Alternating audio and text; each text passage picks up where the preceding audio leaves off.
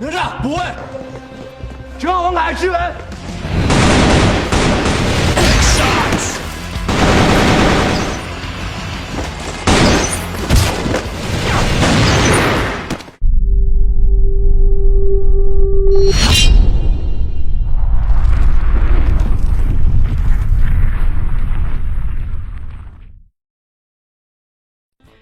Begitu sampai dan hanya bisa menemukan troli, so mereka berdua pun bergegas menuju warnet untuk mengejar pertandingan.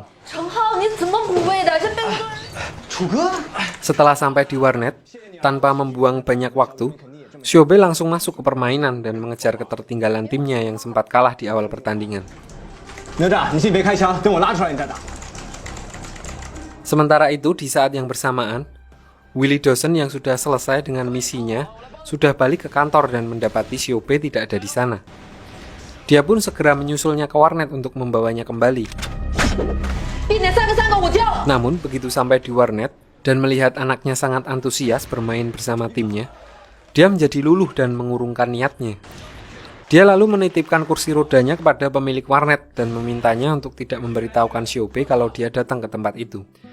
Lalu bersamaan dengan dirinya yang baru mau keluar, tim kontinu pun memenangkan pertandingan. Inilah pertama kali dia melihat Xiaobei bahagia setelah kepergian kakaknya 11 tahun silam.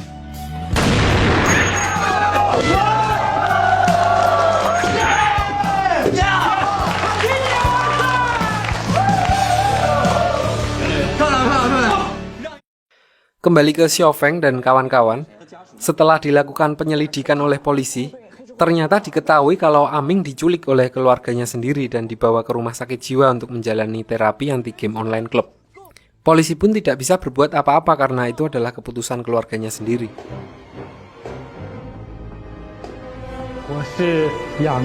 Xiaofeng dan teman-temannya lalu memutuskan untuk bertindak sendiri. Mereka diam-diam pergi ke RSJ tempat Aming dibawa. Sebelumnya, mereka telah mengetahui kalau tempat itu sebenarnya ilegal. Namun karena belum cukup bukti, Pak Hansip daerah setempat pun belum bisa membubarkannya. Melihat penjagaan yang ketat, akhirnya Xiaofeng sepakat menyamar sebagai pasien untuk masuk ke sana. Sementara temannya yang lain menunggu di luar. Setelah berhasil mengantarkannya, di dalam dia melihat pasien-pasien yang malah jadi agak error akibat dicuci otak oleh dokter di sana. Lalu saat apel di lapangan, Xiaofeng melihat Aming yang berdiri tidak jauh darinya. Di sini Xiaofeng langsung menjelaskan rencana mereka untuk menyelamatkannya dan membawanya keluar. Singkat cerita, Xiaofeng berniat membuat kekacauan di sana dengan memprovokasi pasien-pasien yang lain. Namun dokter yang sadar akan tujuan Xiaofeng langsung memerintahkan anak buahnya untuk membius Xiaofeng. Di sini Aming yang mencoba menyelamatkannya malah juga ikut dibawa. Di dalam ruangan operasi itu, Xiaofeng yang tersadar langsung menghajar petugas yang sedang mencoba untuk membius Aming. Petugas yang ketakutan langsung kabur keluar dan menyalakan alarm. Di tengah kebingungan mereka mencari jalan keluar, tiba-tiba muncul satu orang yang ditempatkan di sel khusus di dalam situ. Ternyata orang itu adalah teman lama Xiaofeng yang bernama Chang Sa. Diceritakan dulu dia adalah satu-satunya sniper yang bisa menyaingi Xiaofeng sebelum akhirnya menghilang entah kemana. Di sini ternyata dia telah menjalani proses cuci otak yang sangat parah, sehingga menyebabkan dia jadi parno. Namun setelah diingatkan tentang persaingannya dengan Xiaofeng, dia akhirnya mengenalinya dan mau diajak keluar dari tempat itu. Disinilah rencana pelarian mereka dimulai.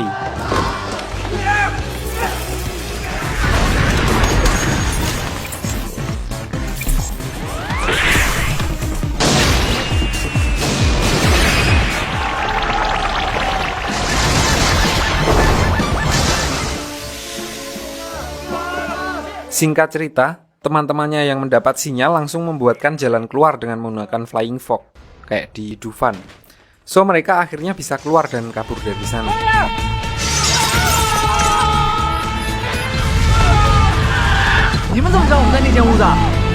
Singkat cerita, malam pun tiba. Mereka akhirnya sampai di rumahnya Xiaofeng. Chang Sa yang masih trauma tampak kebingungan. Dan setelah diberi pengertian kalau dia sekarang sudah bebas, dia akhirnya agak tenang.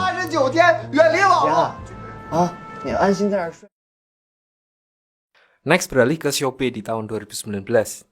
Setelah pulang, dia menemukan laptop dan keyboard yang sebelumnya disita oleh Willy Dawson.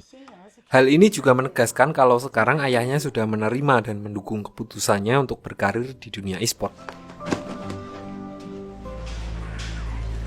Keesokan harinya, diperlihatkan tim Continue yang kembali menjalani pertandingan.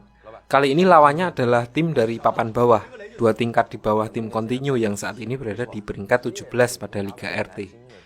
Di sini walaupun mereka dapat memenangkan pertandingan dengan mudah, Xiaobei tampak tidak puas dengan performa teman-temannya, karena lawannya kali ini bisa dibilang cukup mudah. Teman-temannya cenderung meremehkan, sedangkan Xiaobei sebenarnya menginginkan mereka menggunakan kesempatan itu untuk mematangkan kembali strategi dan teknik mereka. Setelah pertandingan itu, diperlihatkan sekilas King, musuh bebuyutan Xiaobei saat rekrutmen di tim Gravity di part 1 kemarin, yang juga berada di sana. Ternyata dia juga mengikuti liga yang sama dan bermain untuk tim Skywalker yang berada di posisi pertama. Berlanjut ke malam hari, di sini Xiaobei dan Xiaofeng kembali terhubung. Xiaobei lalu menanyakan tentang permintaannya sebelumnya untuk memperingatkan kakaknya. Xiaofeng di sini menjelaskan kalau dia tidak diperbolehkan masuk ke sekolah dan hanya menitipkan pesan kepada wali kelasnya. Namun Xiaobei yang merasa tidak yakin meminta Xiaofeng untuk datang menemui kakaknya di rumahnya. Sambil mencatat alamat rumahnya, Xiaofeng yang penasaran lalu bertanya, apa sebenarnya tujuan Xiaobei di sini? Xiaobei lalu mengatakan kalau malam itu di perjalanannya untuk menonton kompetisi, kakaknya mengalami kecelakaan dan meninggal di tempat. Merasa tidak enak, akhirnya keesokan harinya dia menuruti Xiaobei dan pergi ke rumahnya. Di sana dia bertemu dengan Xiaobei kecil dan kakaknya. Walaupun Xiaofeng sudah berusaha untuk memperingatinya, namun dia tetap tidak dihiraukan. Dan berhubung siang itu ada pertandingan, maka dia pergi meninggalkan rumah Xiaobei. Berlanjut ke warnet tempat timnya janjian bertanding. Di sini tim OneCoin akhirnya menggunakan 1 pemain cabutan karena timnya masih belum menemukan pemain pengganti anggotanya yang keluar kemarin. Dan dikarenakan permainannya yang nggak bisa sinkron, tim OneCoin lalu kalah di babak pertama.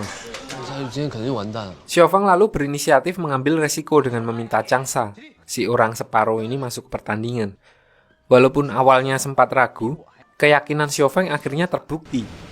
Ternyata Changsa masih memiliki skill di atas rata-rata dan akhirnya tim OneCoin bisa memenangkan pertandingan itu.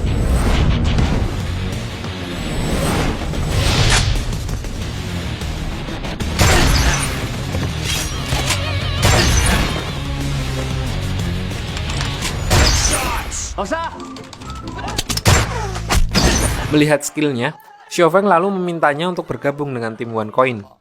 Changsa yang girang karena merasa diinginkan lalu menyetujuinya. Namun sebelum resmi bergabung, dia meminta satu syarat, yaitu merubah ID gamenya menjadi 24K. K dari kata konflik. Di sini Xiaofeng lalu teringat dengan apa yang dikatakan Xiaobei sebelumnya, yang mengatakan bahwa salah satu anggota timnya menuju juara adalah 24K.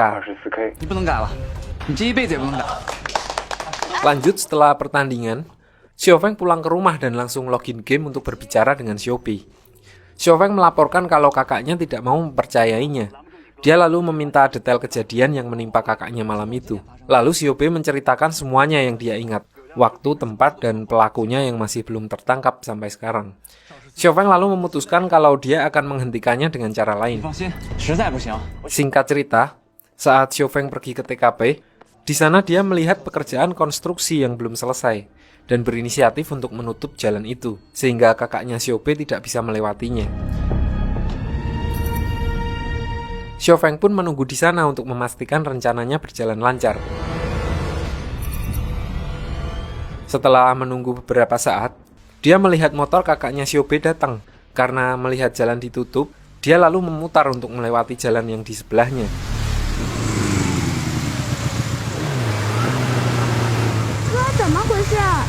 Xiaofeng yang merasa rencananya sudah berhasil, lalu membuka jalan yang tadi dia tutup.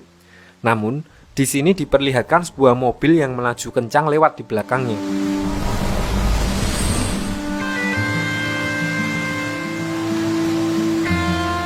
Dan kecelakaan pun tak bisa dihindari. Ternyata kejadian tabrakan itu hanya berpindah tempat saja. Sementara itu diperlihatkan di tahun 2019, fakta-fakta tentang kejadian itu telah berubah. Di sini Xiaobei menyadari kalau dia dan Xiaofeng tidak bisa mencegah kejadian itu.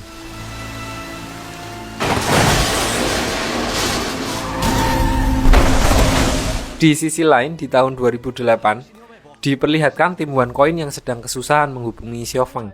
Padahal mereka ada jadwal bertanding untuk babak semifinal. Di sini Dawei yang juga baru datang langsung menyuruh mereka bermain. Karena kekurangan satu pemain, tim OneCoin lalu memanggil satu pemain cabutan lagi. Dan di sini Dawei yang kurang pede karena nggak ada Xiaofeng terlihat berbuat curang dengan memasang flash disk yang saya curigai berisi cheat yang bisa membuatnya menembak menembus tembok. Tim OneCoin pun akhirnya bisa menang.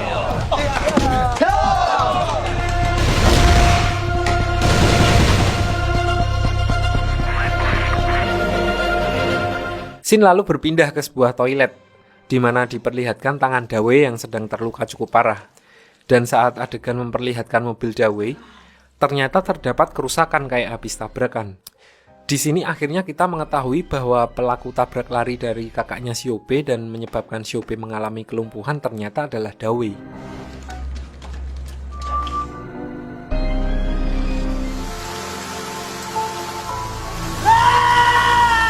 Lanjut, Xiaofeng menjadi agak tertekan karena kejadian kecelakaan itu dan membuat sikapnya berubah.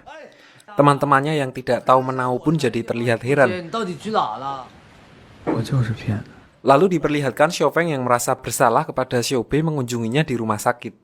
Di sana dia bertemu dengan para anggota tim kakaknya Xiaobei yang sedang menjaganya. Dari mereka, Xiaofeng akhirnya tahu kalau kematian kakaknya masih dirahasiakan dari Xiaobei dan kemungkinan dia juga akan duduk di kursi roda selamanya.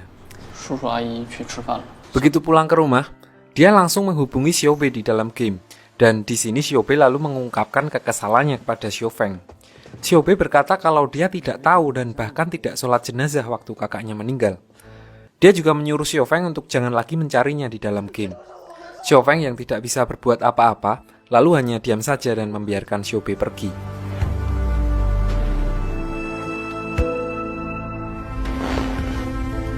Beralih ke tahun 2019, di sekolah, Xiaobei terlihat bad mood karena kejadian semalam. Dan ditambah beberapa hari sebelumnya dia juga tidak sengaja mendengar Juge berkata kalau dia tidak menyukainya. Yang sebenarnya itu cuma salah paham aja. Hal itu membuatnya jadi agak kesal kepada Juge. Lalu diperlihatkan mereka berdua dipanggil ke ruangan kepala sekolah lagi. Ternyata mereka dituduh saling nyontek karena jawaban Juge hampir sama dengan Xiaobei. Xiaobei yang sebelumnya semangat membela Juge, di sini malah terlihat tidak peduli dan tidak menyangkal tuduhan kepala sekolah. Wali kelasnya lalu mengusulkan untuk mengadakan tes ulang untuk Juge. Dan ternyata hasilnya Juge memang benar-benar bisa mengerjakan soal tersebut.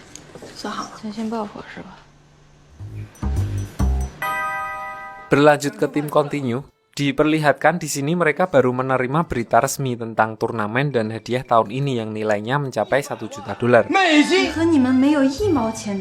Dapat itu di warung burjuan langsung pesan soda gembira, nggak air es mulu. Sementara itu di sisi lain, tim OneCoin juga diperlihatkan baru menerima kabar yang sama. Namun di sini Xiaofeng tampak sedang memikirkan hal lain dan tidak peduli dengan hadiah yang ditawarkan.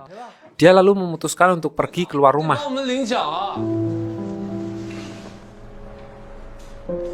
Di sini ternyata dia menuju ke rumah sakit di mana Xiaobei dirawat dan menemuinya yang kebetulan lagi ngamuk ke suster-suster di sana karena nggak diperbolehkan untuk melihat kakaknya. Xiaofeng lalu berinisiatif mengajaknya ke rumah duka agar dia bisa berpamitan dengan kakaknya untuk yang terakhir kalinya.